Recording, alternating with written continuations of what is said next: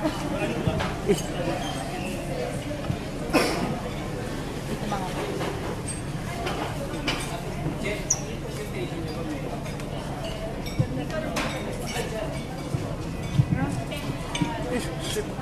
me start out with a verse. Commit your ways, commit your whatever you do to the Lord, and your ways shall be established.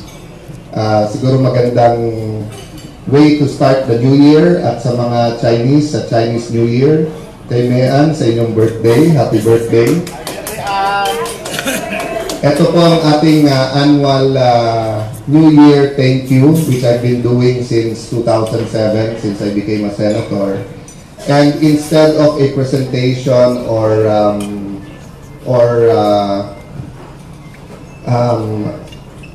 the usual topics, can I just say in 1 minute no, na we really appreciate yung ginagawa ng trabaho ng media.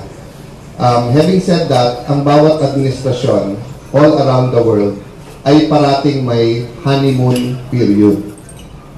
We accept and we know that despite the challenges in communications, the controversies of the Office of the President and of the administration during the campaign and now, let us note that so much has been done. Napakarami ng nagawa in the last 6.5 months. So, the way I describe it is that the President is in honeymoon with the people in general, but undergoes turbulent times with some of his critics, whether they are well-meaning or not. Having said that, lahat tayo may role. Senador, congressman, media, lahat ng marginalized sectors, diba? Urban poor, ang ating farmers, coconut farmers, ang OFW, may role at may advocacy yan. So minsan nagbabanggaan and healthy yan. Ang gusto ko lang i-remind sa atin lahat, may common denominator tayo. Lahat tayo ay Pilipino and lahat po tayo ay nagsasabing we are serving God and country. Diba? So having said all of that, I look forward to two things. For a honeymoon period for the Duterte administration, hopefully both with the people and with the media, but also more importantly, with or without the honeymoon period, getting things done, fulfilling promises, no? Showing the people that government can fulfill its promises, government can be there for you. So let me stop there and wish all of you a belated Happy New Year and an advance Happy Chinese New Year. So, the floor is yours.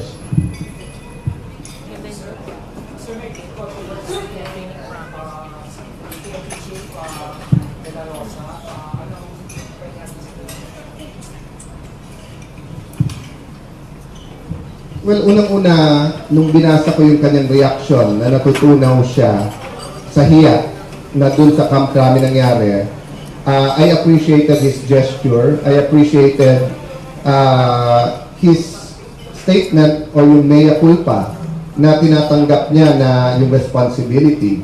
Now, having said that, walang perfecto talaga na campaign. It is tragic, it is so sad, it is inexcusable na gamitin ang isang programa ng gobyerno for abuse.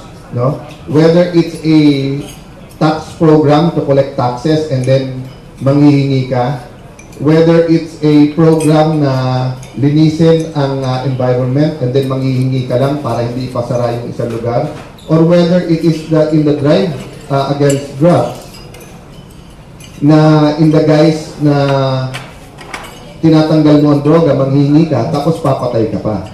And our president has had this 1,000 times. Doble o triple ang galit niya at ang penalty sa pulis o sa nasa gobyerno na gamitin yung anti-crime, anti-drug, anti-corruption drive. No? So I'm hoping that this will be a big wake-up call to all agencies that subject to abuse talaga. But that abuse should not affect the whole program. And of course, to the family and to South Korea our sincere condolences. Are you going to support the call for investigation? Investigations are always good. Siguraduhin lang natin na balansin natin yung time to pass the vital legislation we need with the time to investigate. Remember, even yung time na ako ang madalas na mag-imbestiga, ang parati ko sinasabi, let's give the agencies, the NBI, the PNP, the DOJ, the Ombudsman, the opportunity. If they're failing or they need help, then pasok ang Congress. So, it's up to Congress to judge kailan sila dapat pumasok. No? Pero wala naman akong nakitang investigasyon na hindi natin sinuportahan kasi nakakatulong naman to, nakaka-supplement. No? But let's also give the proper authorities the opportunity to do their job and to do the investigation. Of course, kung hindi naman pwede sila mag-imbestiga sa sarili nila. So to be fair to Chief PNP Bato, for example, he's always attended the Senate hearings, he's always welcomed it, and then he's always come prepared. Sir, tawag dito, meron dapat ba sibakin or dapat na mag-resign? That will be a conclusion depending on the findings. I mean, who? Definitely, kung may abuse, especially ito may napatay, hindi pwedeng walang managot. Ngayon kung sino, hintayin natin yung investigasyon. Hindi naman pwede po na isang organisasyon katulad ng PNP, 150,000, or, you know, and we admitted naman from the start, the President admitted from the start, may narco generals. Inadmit niya na mababa sweldo, maraming attempt. So, hindi naman pwede na pag may nangyari sa isang agency, yung head parate, sisibakin. But he has to take responsibility, and Chief Bato has taken responsibility. Now, the next question is, sino immediately, sino dun sa chain, no, sa organization, ang namamahala at sino pumalpak? Bakit sa loob ng krami? So all of these questions, hard questions, have to be asked, no, and have to be dealt with. Sir, good morning. Joyce Palacio po from UNTV. Sir, reaction niyo lang, sinabi ni Senator Trillanes sa interview niya on TV na meron daw po namumuong plot to oust Senate President Pimentel at kayo daw po yung namumuno. Well, unang-una, I have decided long ago, at kayo naman witness niyan, that Alan Cayetano's role is not to lead the Senate, but to serve the Senate and the senators. So nakikita nyo, pag nasa Senate ako, nilalapitan ko yung mga senador kung ano matutulong ko sa kanila, kasi gusto ko tulungan ang bansa at saka ang Pangulo. Si Senator Trillanes lang ang kaisa-isang senador nagsasabi niyan, because siya lang nag-iisip niyan.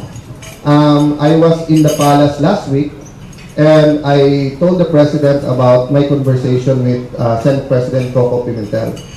Sabi ko kay Sen Coco, Sen, kung ang inaalala lang ng iba na baka mag-attempt ako kapag medyo nilinis ang ranks. This happened months ago, ha? Months ago kasi, nung nangyari yung kay Senator De Lima, sabi ko, baka dapat i-review kung akma, kung pasok. No, I'm not saying there's anything wrong, but fit ba? Perfect ba yung fit o akma ba yung pagsama ng Liberal Party sa majority? And alam nyo naman yan, di ba? That was one of the reasons why hindi ko nakuha yung Senate presidency. Because it was being offered to me on a silver platter, pero sabi ko, hindi pwede yung Committee on Justice mapunta kay Secretary De Lima dahil hindi investigasyon yung gusto o hindi patumbahin yung gobyerno. Meaning, hindi na siya objective pagdating kay President Duterte. And I mean that with no offense. No? I've said that in public, in the session hall. She has a different view. I respect that. No? So, sabi ko kay Senator Coco, Sen, pare, kung gusto mo, pipirma ako, magre-resign na ako sa Senate. Total, tumutulong ako sa Pangulo, and pagdating ng middle of 2017, kukunin ako ng aking Pangulo para tumulong sa kanya. If ako ang problema, and you don't want me in the Senate, sabi niya, pare, walang ganon. You're welcome here, kailangan ka namin, tulong-tulong tayo. So, kung tingin ni Senator Trillanes, ako ang problema, di sabay kami mag-resign, kahit bukas. Kasi ako, baliktad tingin ko siya problema sa Senado. Kasi nagiging, yung atmosphere of camaraderie, even if you disagree. Diba? Nasisira na naman This has happened in the Senate certain periods of time. We can disagree, pero walang personalan. Ang problema kasi sa arguments ngayon sa Senado, ang ganda ng talakayan, ang ganda ng issues, biglang ad hominem, biglang personal yung atake, di ba? So pinag-uusapan kung sino may jurisdiction sa hearing sa BID, ano kinalaman nun sa mga aksyon ng mga senador o bintang sa mga senador in the past, di ba? So it's a figment of the imagination of Senator Trillanes. I am not attempting, and I don't have any plans to attempt to get the leadership. Senator Coco is trusted by the senators and by the president. And even if I do get to be Senate President, right now, masyado akong maraming trabaho that calls me outside the Senate. So, hindi ko rin magagampanan. At anong gagawin ko sa Senate presidency for 5 or 6 months? If I'm joining the president in whatever capacity, no? I still do not know. But with whatever capacity, it's useless.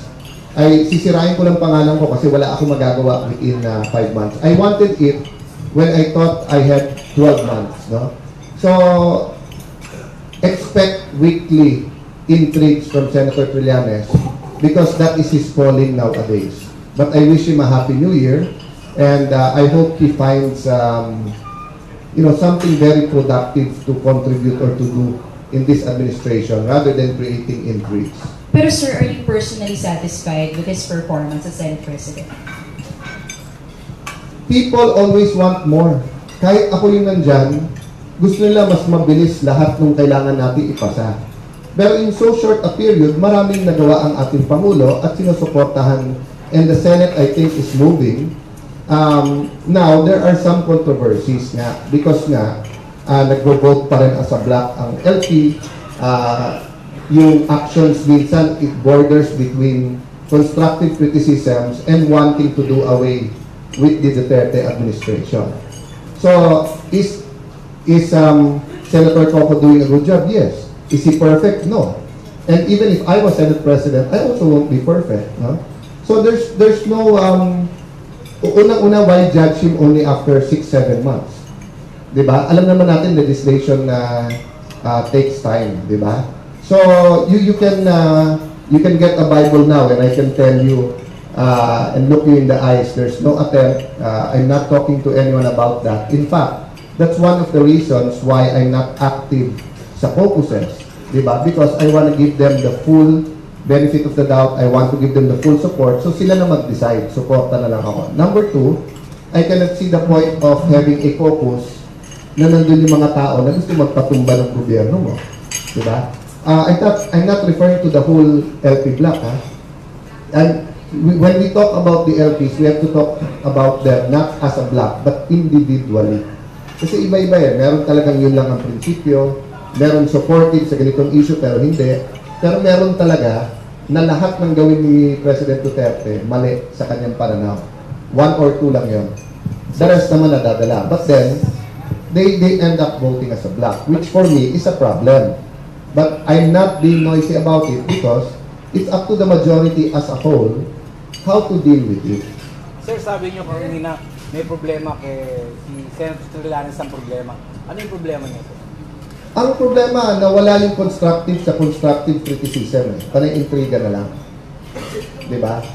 So, hindi productive yon because start ng administration, usually you have a honeymoon period, benefit of the doubt, usually lahat ng pwedeng itulong. We don't mind criticism. FBR ay mahal na mahal ng administrasyon despite the fact that pwedeng very harsh yung criticism. He is listened to. No? Pero kung mang-iintriga ka lang for the purpose na itumba at iba ang ipwesto mo, hindi productive yon. At aminin natin, meron talagang ganon. And that's the nature of politics. Kaya hindi naman ako nagre-reklamo. No? But kung sasabihin sa akin ni Senator Trillanes, ako problema, pwede kong tanggapin yun. E di kung sabihin mo ako problema, sabihin ko ikaw problema, o sabay na tayo mag-resign sa Senado. Diba? Tutulong ako sa Presidente outside the Senate, tumulong ka sa bansa outside the Senate. Kasi pinapalabas niya, hungry ako sa power by wanting to have the Senate presidency, which is not true. Then let's test ourselves. I can prove I'm not hungry by power by leaving the Senate now and helping in a private capacity. Can he do the same? Can he leave the Senate now? Kaya ba niyang tiisin na wala siyang intrigahin sa Senado linggo-linggo? Sir, mean po. Sir, may mga calls the past days na pumalas na yung LP from the majority. You already cited si Senator De Lima. So you share the same call or for at least LP or LP personalities na mag-minority? I will not make a call out of delicadeza. Because yun ang stand ko when I was running for Senate President. At hindi nagbabago ang stand ko. So just because I am quiet on an issue, it doesn't mean nagbabago ang stand ko. I just don't think that I am the right person to speak about it. Kasi from the start naman, yun ang stand ko, di ba? Payagan ang mga gusto sa LP na tumulong because we need all the help we want and they're welcome. But let them imbibe the principles of the Duterte administration. Let them help, let them criticize on some, but support sa majority. Pero wag ibigay sa kanila ang mga committees na pwedeng o natingin natin gagamitin not productively pero para siraan yung administration. Katulad ng Committee on Justice. So hindi nagbabago ang stand ko. Ang point ko lang, call ng majority yan. And although part ako, sumali na lang ako nung huli. So let them make that decision. But you're okay with Senator De Lima staying with the majority kahit openly nag-aaway No, na my sila? stand from the start is that if they cannot support the administration, call a spade, mag-minority na sila. Diba? And when I think sila, individual decision yan. Dahil to be fair sa iba, sumusuporta naman sila sa ibang legislation. Ang point ko lang, dapat huwag mamangka sa dalawang ilog. Diba? Ibig sabihin, kung gusto mo talaga mag-all out opposition, diba? Mag-all out opposition ka. Pero magmamajority and saying pro-Duterte, pero sa lahat ng botohan, negative ka naman, lahat ng opportunity, ipatumba, hindi para mag-criticize, nandun ka. Di ba? Para kang pulis, nabiligan mo pa yung pusher ng barel. Di ba? So, that's what I meant by that. That's why, kita mo sa House, ang mga liberal na gusto mag-cooperate, nag-majority. Cooperate by being part of the administration. Yung liberal na gusto mag-cooperate, pero gusto maging critical sa lahat ng bagay or sa most, doon sila sa minority. So, yun lang din naman ang point ng mga observers na iba at yung point ko nung umpisa pa lang. Diba? Na dapat pag sinabi mong Senate majority, Duterte majority, PDP majority, whatever kind of majority you want to, iisa direction. And the reality is, most of the majority is going towards critical support or collaboration with the presidency.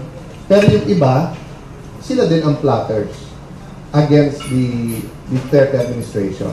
Sir, the President has been stepping up his attacks against the Catholic Church.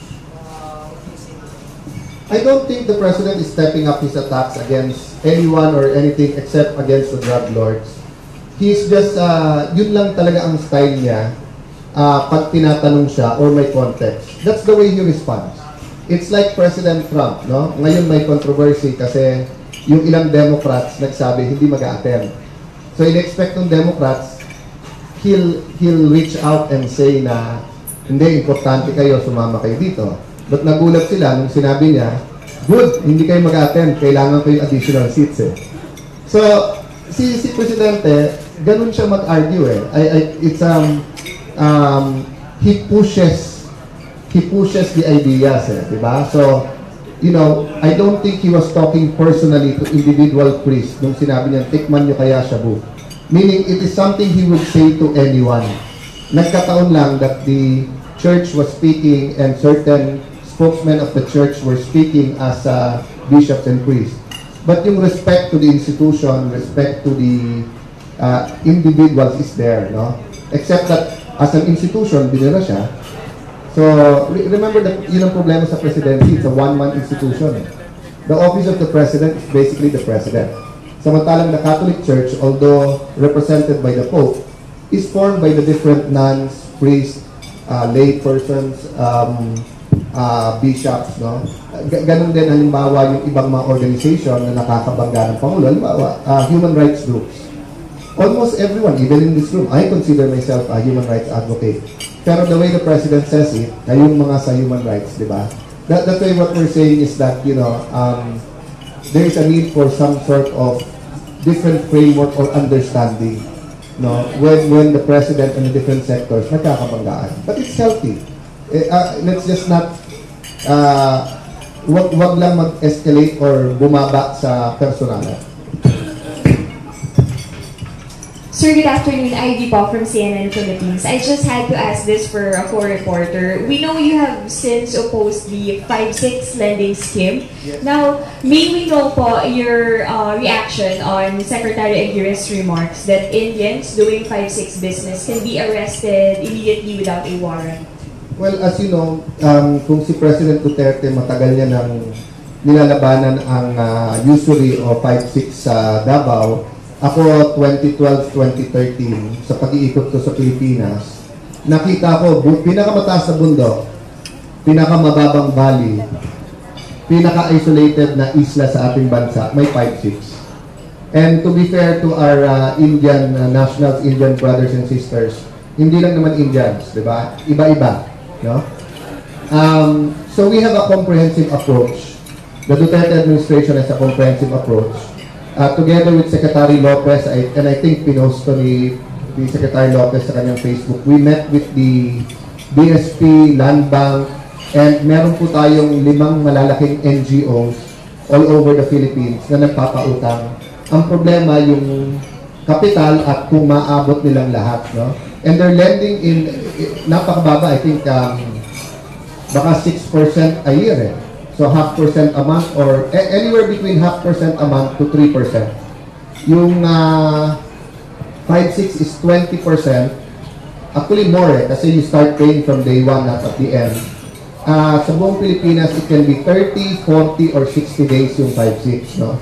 Now, the problem with some of the 5-6 is that hindi sila registered. Hindi sila nagbabayad ng tax. Tapos napakataas. So in our discussions, and a long discussion ensued when we were in Brunei in the state visit, nahalo sa discussion sa briefing namin yung instructions ng Pangulo na provide the capital. Kaya this year, through the efforts also of myself, the senators, Secretary Lopez and Secretary Jokno, yung 1 billion na fund na nasa DTI for anti-5-6. It should have been 1 billion per region. Pero actually, Land Bank and BSP is willing to lend the NGOs who will be the one to lend. And these are only certain NGOs that have years or decades of track record, no? So, ang network kasi ng ibang Indian Filipinos ay napaka-vast and very patient kasi sila eh. Binabahay-bahay sa palengke, stall by stall, araw-araw yung singilan. Ang Pilipino kasi, pagka maliit ang bayad at everyday, magbabayad. Pero pag gobyerno nagpautang, hindi basta nagbabayad, tapos pagka isang buwan hindi nakabayad, nahihiya kung hindi malaki bayad, so minsan hindi nagbabayad. So we have to reboot or baguhin yung mga programa to attune it to culture and circumstance on the ground. No?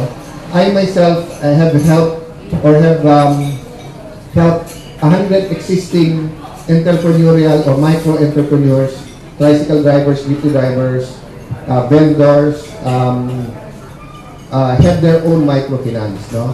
So itong order ng Pangulo na kausapin yung ambassador, si Secretary Sani Dominguez is very active here. He has talked to the SEC to give guidelines and then sa BIR. No?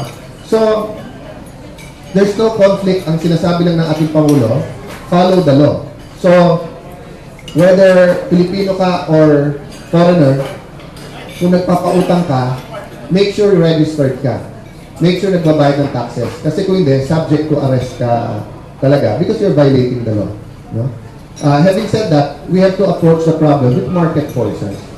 Pag nawala lahat ng pa-5-6, wala namang mautangan ng tao. Di ba? Mapapalitan lang yan, papautang yan. So yung approach ng Pangulo sa 5-6 is actually much more comprehensive than it seems. Sir, Zandro Chona po, DZMM. Yung ibang senator, sir, may reservation sa pamimigay ng kondom sa mga eskwelahan. Sir, ano po yung take natin dito? Yes. First of all, I am for education. But the education or sex education or reproductive health education should be sensitive to our culture and religion, no? Ako, I remember grade 2, grade 3, meron na kaming sex education but we were in a Catholic school, no? But it wasn't called sex education. It's kasarian. It was part of the subjects, no? Having said that, access to condoms that prevent disease is part of a program, no? Kasi meron ka talagang certain group na hindi mapigilan at pag yan nagkaroon ng AIDS o ibang sakit, mas malaki pa problema. But distributing the condoms without a program or making the distribution open the way it's being sold now can create more problems than solutions. Diba? So, huwag natin unahin yung karwahe sa kabayo o sa kalabaw. Una parati yung kabayo kaso sa karwahe, no? So, meaning, explain muna ng DH, ano ba yung programa? So, halimbawa, sa mga bata, pamilya, schools, etc., na magsasabing, we will abstain, naniniwala kami sa no sex until marriage, bata pa kami, hindi kami dapat mag-sex, ba't mo bibigyan ng condom? Bakit mo tuturuan mag-sex? Pero dun sa sektor na hindi makikinig sa'yo at magse-sex, kailangan mo turuan how to have safe sex. And it's a delicate balance talaga. But I don't believe in the two extremes. I don't believe dun sa nagsasabing, wag mo turuan at all, basta wag. Kasi it's not real. Talagang after a certain age, people engage in sex. No? Or some people. Now, yung kabilang extreme naman, na alam mo, yan religion, wala yan. Yan yung morality, wala yan. Basta ibigay mo lahat. Hindi rin tama yan. Diba? Kasi mapupunta tayo sa kabilang extreme. So, baka the DOH, ang personal advice ko, take a step back, explain your program. So, in other countries, may condom, but it's not distributed. It is available in certain areas na hindi mahihiya. Kasi pag nag-survey ka, lalo sa mga teenagers, iilan lang ang mag-aamin Most will say they abstain o hindi. So it has to be available, but it has to be available confidentially.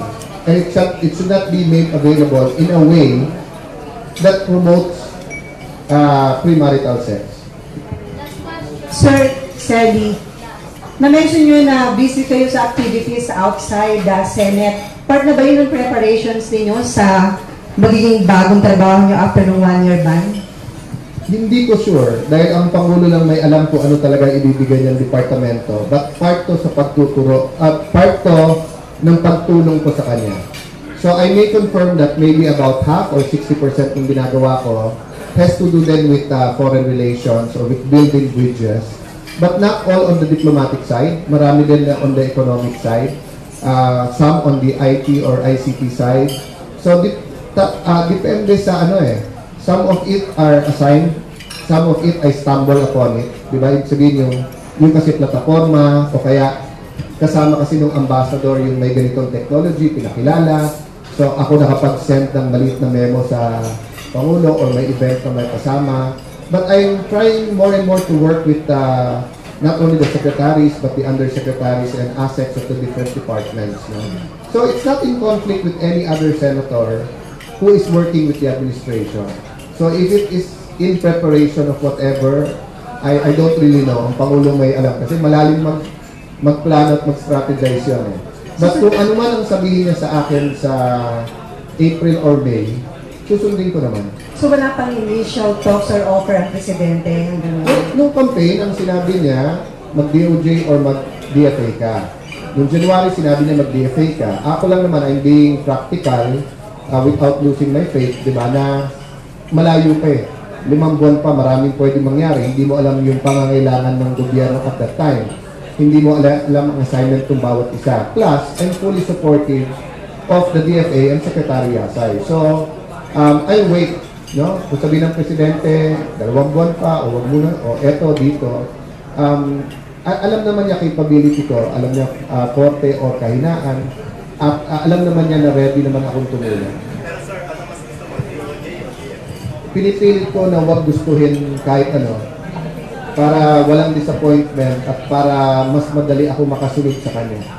Kasi pagka ina-analyze ko talaga gusto ng pamilya ko. Alam mo, part of my family gusto, semi-retirement sa national eh. Mas gusto ng tahimik na buhay. So, pinipilit kong walang gustuhin. Marami naman sa, iba talaga pag sinabi sa'yo na, di ba parang sa inyo din sa video pag sinabi, ano gusto mo? Field, anong beat mo, o editor, o gusto mo mag-column? Part of you wants all of them, part of you ito lang. Pero may advantage, disadvantage eh. Pag editor ka na, wala ka na sa field. Di ba? Pag column ka, baka sabihin, hindi ka objective pag may column ka tapos may nagre-report ka rin. So, ganun din sa akin eh. I mean, you know, there's much to be loved about foreign relations, about building bridges, about foreign about independent foreign policy. But don't tell me there's not a lot to love about other departments that deal with presyo, with trabaho, kaayusan, even presidential commissions. Napakarami talaga. Sir, dalawa. Yung isa is, kay General Bato, inako na niya yung responsibility, nahihiya siya and all. Hindi ba pag ganun, pag inako yung responsibilidad, may courtesy resignation? And two, may payo ba kayo kay Secretary Andanar kung paano niya mas may ipapaliwanag yung mga gustong sabihin ng Presidente instead of quarreling with the media? Talagang inipon mo yung last two na pinakamahirap na question sa huli. Well, personally, I believe in command responsibility. Pero yung command responsibility kasi may levels yun. So, I think naman that any head of any agency na nare-reform, hindi naman niya mababantayan yung 100,000, 125,000 na personnel. Pero let's admit na grabe itong nangyari. So, ako personally, I'm not calling for his resignation because I know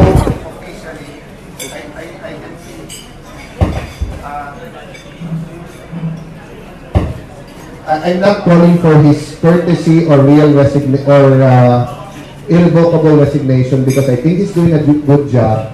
I want to wait for the investigation, and I think it is certain people under him that have to take the responsibility because malayo pa hanggang pagdating sa kanya. No? Ngayon, kay Secretary Andanar sa media, first of all, let me congratulate them both. No, I mean, Secretary Andanar is doing his best in an atmosphere where the world is changing. Nung araw, walang media, walang democracy. So, hare at reyna. Galit ang hare at reyna nung nagkaroon ng media o ng printing press kasi nagkaroon ng magdi-deliver ng news na walang filter. Diba? Dati kasi, pag yung hare o reyna, syempre propaganda yan. Nagkaroon ng media para sila representative ng tao, nagkaroon ng media, ngayon nagkaroon ng social media. So tanggapin din natin na ang mga media outfits, meron din may-ari, meron din completely unbiased, pero meron din na mga may leaning. Even sa US, di ba? Sa US nga, yung newspapers pwede mag-endorse ng presidente. Di ba? So, we're in a period of disruption. So, it's hard for everyone. Nung araw, galit ang politiko sa media kasi ba't ka tinira at sabi ng media, trabaho lang namin to. Ngayon, meron ilang media, nagagalit din sa social media. Pero sabi ng iba sa social media, ma'am, sir, trabaho din naman namin to eh. Kayo nag-check sa politiko, kami naman mag-check. Sometimes they're right, sometimes they're wrong. Sometimes they're too harsh. Diba? Because it's easier to criticize someone, do your job well. It's hard to do their job. I don't envy your job. So I don't envy the job of Secretary Andanar. I don't envy your job. Hindi ko kaya trabaho niya. No, to report the news, to be there 24/7, to interpret ano ba talaga ang ibig sabihin nito, ganyan, no? So, having said that, I would rather na nagkakabanggaan ang Malacanang Press Corps and ang officials ng Malacanang, kaso na nagkukunsyaba sila. Kasi pag smooth masyado yung relationship ng media at ng politiko, ibig sabihin perfect yung administration or either co-opted ng media yung administration or co-opted ng administration yung media. So, ladies and gentlemen, lalo dun sa mga may ibang outfit na naka-live ngayon, yes, minsan disturbing or unsettling na may gulo between media and the politicos or the public servants, but it's better. So I think Secretary Andanar should read well yung sinabi nung Malacanang press corps, but I think Malacanang press corps should also understand yung trabaho ni Secretary Andanar and understand we're in a period of transition, of disruption. No? And let me just add, no? That's also the reason why the Americans and the American leaders and some of the Western governments are having a hard time now kasi may disruption eh. Panahon ng Asia eh. Hindi pa nila matanggap eh sa geopolitics. Nasanay sila for more than a century na ang US at ang mga puti, ang Europe, ang leaders. But the powers are shifting to the east. The powers are shifting to Asia. And any disruption causes problems. Do you think Nokia went quietly to the night and ngayon nagka-comeback, di ba? Do you think landlines went quietly into the night kung nagkaroon ng cellphone, di ba?